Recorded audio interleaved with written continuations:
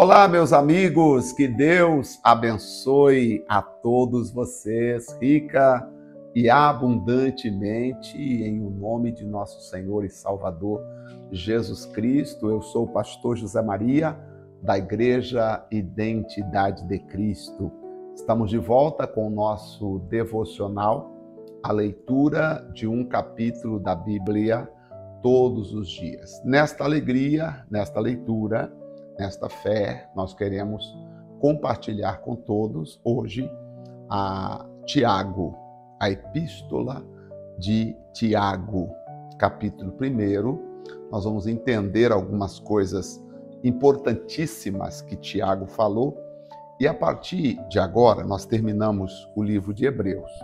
A partir de agora você vai perceber que Tiago, ele vai tratar, Tiago, depois Pedro, João, vai trazer muito para o lado pessoal a nossa responsabilidade, o nosso compromisso, a nossa vida com Deus. Enquanto Paulo, de alguma maneira, nas suas cartas, tratou de forma geral a igreja, embora também ele chamou a atenção para o nosso lado de mordomia cristã, mas também ele falava com a igreja. Agora nós vamos perceber aqui o apóstolo Tiago, e depois Pedro vai trazer bem próximo a conduta, a vida de cada pessoa. Eu acredito que toda pessoa cristã que lê Tiago, Pedro, 1º e 2º e 3º João, se ela não entender estas cartas, ela precisa rever a sua forma de interpretação,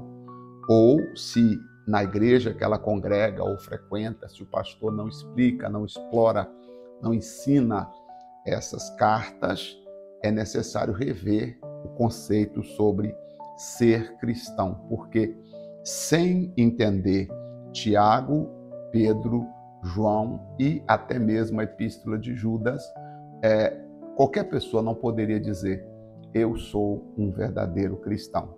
Então nós vamos crescendo aqui na carta de Tiago, e quando chegarmos em Pedro e começarmos a leitura, você vai dizer: realmente o pastor tinha razão. Quem não entender Tiago, Pedro e João não pode dizer verdadeiramente que conhece a Cristo Jesus.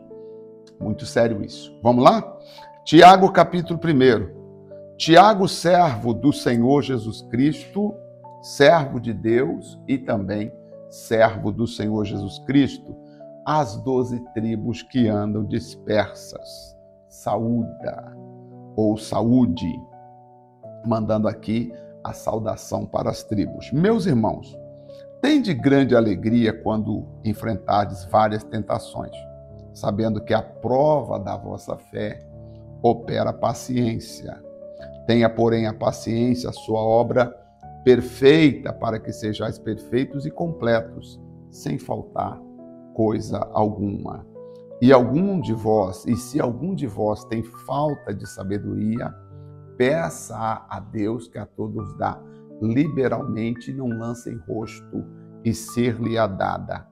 Peça-a, porém, com fé, e não duvidando, porque o que duvida é semelhante à onda do mar, que é levada pelo vento e lançada de uma para outra parte. Não pense tal homem que receberá do Senhor alguma coisa, se esta pessoa não pedir com fé, com sinceridade, com verdade, com convicção, ela não vai conseguir receber.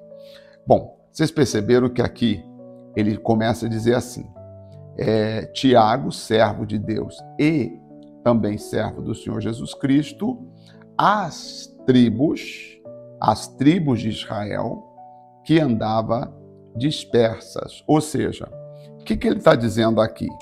Aqueles irmãos que haviam se espalhado e dispersos aqui, não é de estar disperso, mas sim o momento em que a perseguição aumentou.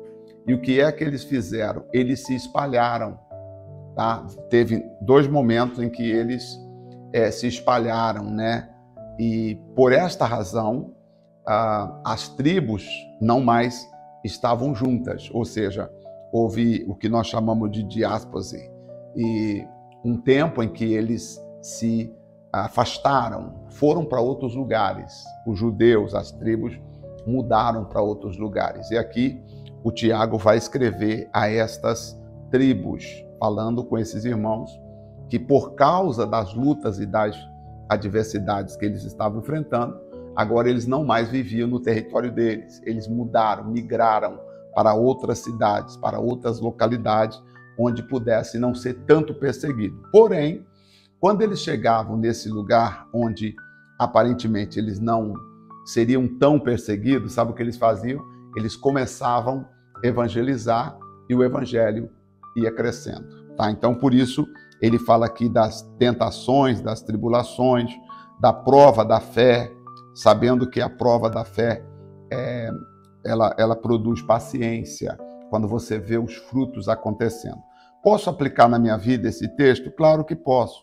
Passando por várias lutas, por várias situações, não devo desanimar, sabendo que a fé, quando firme, ela permanece. E se alguma coisa está me faltando sabedoria para lidar com algumas situações, eu devo pedir a Deus, que Deus dá sabedoria. Então, imagina o Tiago está falando aqui para os irmãos que agora estão vivendo em territórios diferentes, em cidades diferentes. Então, o Tiago diz, olha, se porventura aí onde vocês estão, se faltar sabedoria para falar alguma coisa, para entender alguma coisa, peça a Deus, que a todos dá liberalmente, e não lance em rosto, e ser-lhe-á dado. Verso de número 8 diz, o homem de ânimo dobre é inconstante em todos os seus caminhos. Existem as pessoas de ânimo dobre, ou seja, aquela pessoa que uma hora ela quer, outra hora ela não quer. Uma hora ela está firme, outra hora ela não está. Uma hora ela mostra que está com Deus, depois ela logo acaba desanimando, né? A pessoa de ânimo dobre é aquela que vive e age segundo a circunstância e fica dividida entre a fé e a dúvida. Deu para entender agora? A pessoa de ânimo dobre é aquela pessoa que vive de acordo com a circunstância e ela fica dividida entre a fé e a dúvida. Você já passou por esta situação? Já viveu um momento em que você, hoje, agora você pode dizer, realmente, naquele tempo, eu estava com meu ânimo dobre, porque eu estava dividido entre a circunstância e a fé. Ou talvez, pode ser que tenha pessoas agora divididas entre a fé e as circunstâncias, a fé e a dúvida, a fé e a razão. Mas glorie-se o irmão abatido na sua exaltação, e o rico em seu abatimento, porque ele passará como a flor da erva. Porque sai o sol como ardor, e a erva seca, e a sua flor cai, e a fumaça, a formosa aparência do seu aspecto perece. Assim se murchará também o rico em seus caminhos. Ou seja, aqui nesse caso, os ricos nesse tempo aqui eram aqueles que estavam oprimindo os cristãos, financiando, patrocinando a opressão aos cristãos. E aí, Tiago vai dizer, não adianta, o dinheiro deles vai acabar, a fama irá acabar, tudo que eles fazem irá acabar. Verso 12, bem-aventurado o homem que suporta a tentação, porque quando for provado, receberá a coroa da vida, a qual o Senhor tem prometido aos que o amam. Nós temos que passar, gente, por tentação, e aí eu preciso dizer que tentação nesse caso não é igual a que Jesus sofreu. Tentação não significa que Deus vai pegar e vai colocar você numa situação que você vai ser exposto, ridicularizado. Não, não é isso. Os cristãos que suportam as tentações ou as provações são verdadeiramente felizes, pois verão o resultado da sua fé alcançada, alcançando o seu principal objetivo, a salvação da alma. Quando você passa pela provação ou pela tentação e mantém firme a sua fé, visando não apenas o resultado do bem material que você precisa, mas pensando principalmente na salvação da sua alma, isso faz com que você ganhe uma recompensa, sabe? É claro que é fácil se manter fiel enquanto as coisas estiverem bem. Agora, quando vem o momento difícil, muitos se desanimam, não é verdade? Muitos desanimam e param de lutar, desistem, e estes que desistem não alcançarão a vitória total. Por isso, está dizendo bem-aventurado quando você suporta. Suportar aqui é de vencer, de ficar firme, de não afastar, de não abandonar. Então, você que guarda a salvação, você vai alcançar a coroa da vida. Passa o que passar, haja o que houver. Mantém-se firme para que você possa garantir a coroa da vida, a salvação eterna, que é a coisa mais importante. Versículo 13 diz: ninguém ao ser tentado diga, de Deus sou tentado, porque Deus não pode ser tentado pelo mal e a ninguém Deus tenta, tá? Então, coloque isso no seu coração. Não é Deus o autor da tentação. Embora nós ouvimos tanta gente falando que é Deus que está fazendo, é Deus que está fazendo, é Deus. Eu vi até, nossa, tanta coisa que a gente ouve, né? Pessoas que acham que é Deus que está fazendo aquele desastre, ou que Deus está... Veja, o Senhor pode nos provar para fortalecer a nossa fé, mas nunca nos tentar ou estimular ao pecado. Deus não vai te tentar você, estimular você ao pecado. Deus não vai colocar alguma coisa diante dos seus olhos que vai te estimular você a errar, a falhar. Imagina que você tem um vício, está lutando para largar o vício. Deus não vai colocar uma bebida, uma droga diante de você para te testar.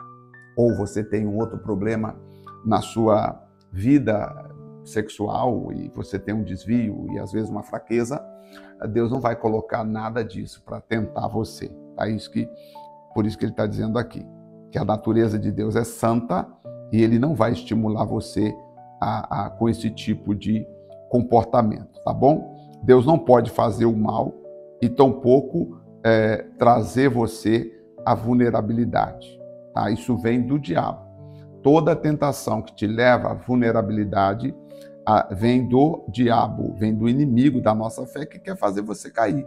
1 Pedro 5,8 diz que o diabo anda ao nosso derredor, rugindo como leão, buscando a quem possa tragar. E o que Deus faz? Deus nos dá força para que nós possamos enfrentar as tentações. Tá?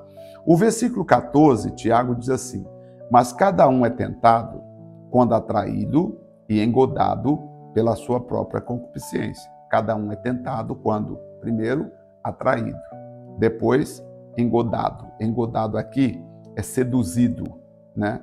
Foi seduzido pela própria concupiscência. Concupiscência é o desejo da carne. Então, foi atraído, foi tentado porque foi atraído e foi seduzido pelo desejo da carne.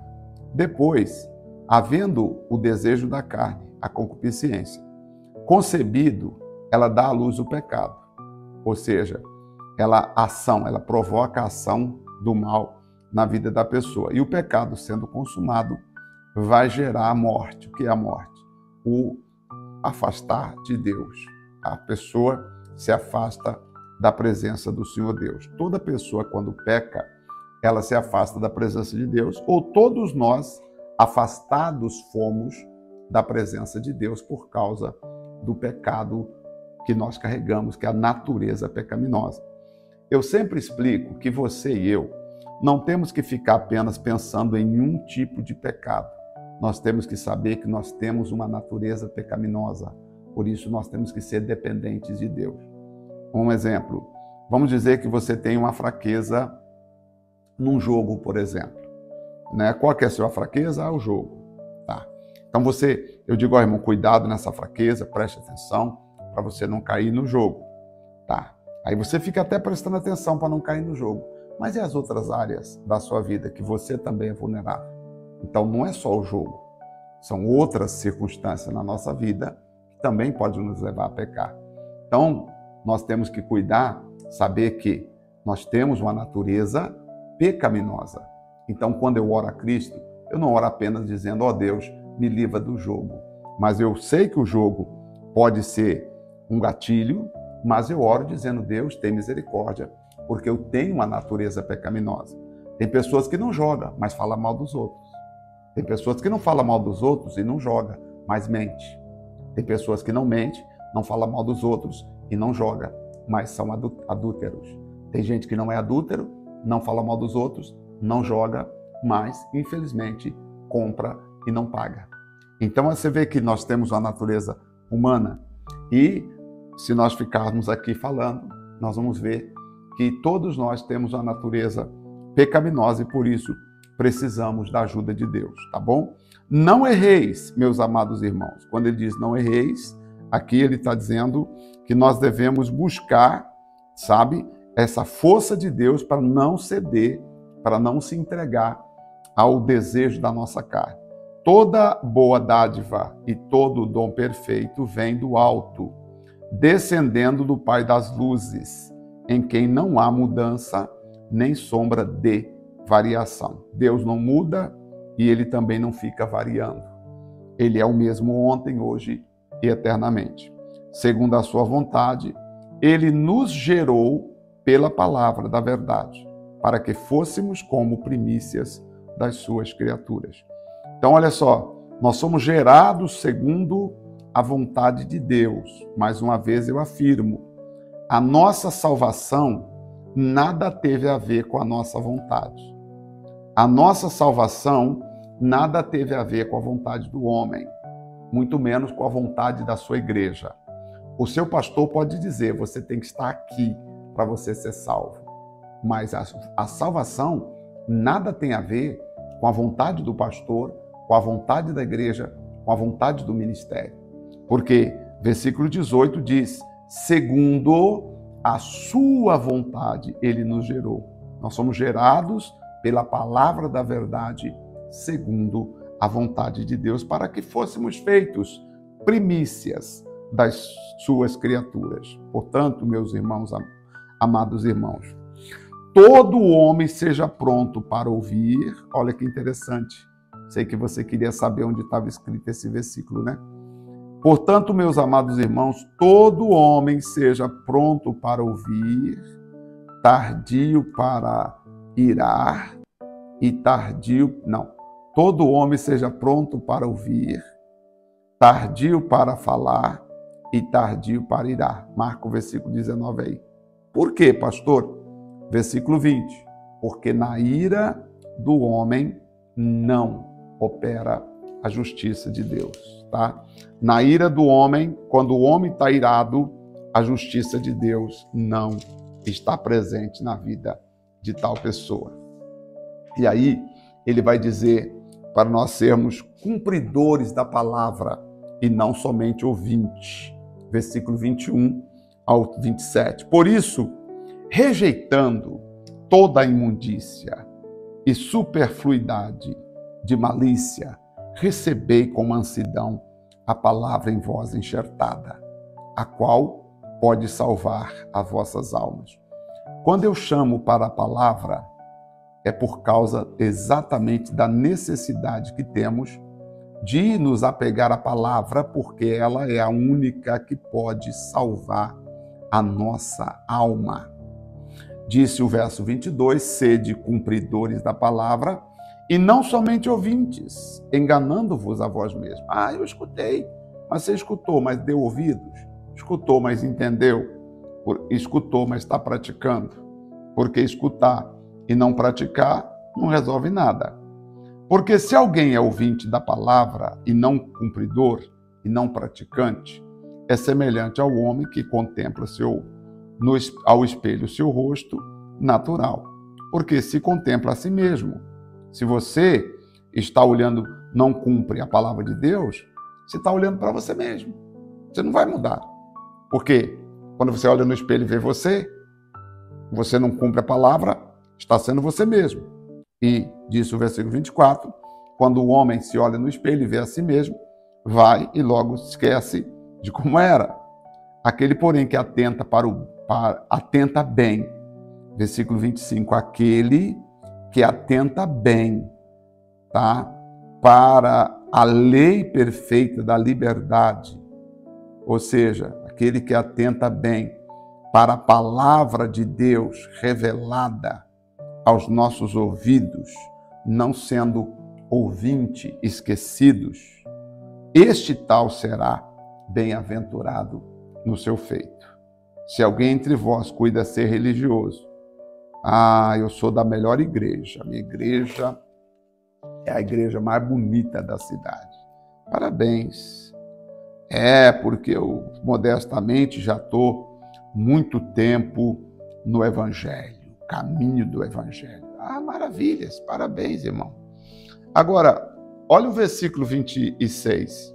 Se alguém entre vós cuida-se religioso e não refreia a sua língua, não toma cuidado com o que fala, antes engana o seu coração e a sua religião é inútil, é vã. Então, se a pessoa diz ser religioso, mas não pondera, não toma cuidado naquilo que fala, tá? Não toma cuidado com a língua, antes engana a si mesma e a religião dela é vã. E qual é, pastor José Maria, a religião verdadeira? Essa pergunta merece uma resposta bem alta e em bom som. Qual é a igreja verdadeira, pastor? Vou te falar agora. Qual é a igreja verdadeira? A igreja verdadeira, a religião verdadeira. Vamos colocar assim. Qual é a religião verdadeira? A religião verdadeira, meus amigos, ela não está em quatro paredes. A religião verdadeira, ela não está escrita no logotipo de uma denominação. O apóstolo Tiago disse: a religião verdadeira, pura, imaculada para com Deus e Pai é esta. Qual, Tiago? Visitar os órfãos e as viúvas nas suas tribulações e guardar-se incontaminado do mundo. Ou seja, procurar viver uma vida que agrada a Deus. Então, qual é a religião verdadeira? Ajudar as pessoas, os órfãos e as viúvas nas suas tribulações. Aqui eu tenho duas categorias, os órfãos e eu tenho as viúvas. Quem são os órfãos no mundo? Bom, humanamente falando, os órfãos são aqueles que não têm pai, correto? Perfeito. Quem são as viúvas? São aquelas que não têm os seus maridos. Perfeito. Então, o que Tiago está dizendo? Que nós devemos ajudar aqueles que ainda não têm, ou que não têm o pai espiritual, tá? Que ainda não têm o pai espiritual. E devemos ajudar aquelas viúvas ou aquelas pessoas que ainda não abraçaram a fé em Jesus Cristo e ainda não amam a Jesus como esposo, como o verdadeiro Senhor da vida delas. Então, nós temos que pensar, a verdadeira igreja, a verdadeira religião é ajudar as pessoas nas suas necessidades. Ou seja, qual é a necessidade que todo ser humano tem? De ter Deus como seu Pai, de ter Jesus Cristo como o esposo da igreja, o Senhor da igreja, o Pai da igreja, o Deus Todo-Poderoso. Então, aqui fica este versículo. Você pode frequentar o melhor lugar e pode ser que não tenha isso aqui no coração. Eu sempre falo, nós queremos ajudar pessoas, mas não só ajudar a dar o pão físico, queremos ajudar também a pessoa a entender que Deus é o Pai dela, que Deus é o Senhor da vida dela. E é este o objetivo que nós estamos aqui fazendo esse trabalho de leitura da Bíblia, tá bom? Vamos orar? Senhor, nosso Deus e nosso querido Pai. Pai de nosso Senhor e Salvador Jesus Cristo, Pai da glória, Pai eterno, Salvador e Senhor. Muito obrigado pela vida de cada pessoa que ora comigo. Eu agradeço a Ti imensamente, meu Pai. Sim, Senhor, imensamente eu te agradeço pela vida de cada pessoa que ora agora. Pai, Onde quer que ela estiver, eu uno meu coração ao coração dela e eu digo, sejam todos abençoados em o nome do Pai, do Filho e do Espírito Santo. Que a graça de Deus alcance, que o amor do Espírito Santo abrace cada um de vocês no nome do Senhor Jesus Cristo. Amém? Assim seja e glórias a Deus. Amém? Graças a Deus. Maravilhas. Então, estamos terminando. Deus abençoe. Vamos falar do capítulo 2. Acepção de pessoas não é aceito, não é permitido fazer acepção de pessoas no reino de Deus. E vamos trabalhar isso no próximo capítulo. Acho que o capítulo 1 já deu assim um alerta geral para todos nós como verdadeiros filhos de Deus. Deus te abençoe e obrigado pelo carinho da sua companhia, no nome do Senhor Jesus Cristo.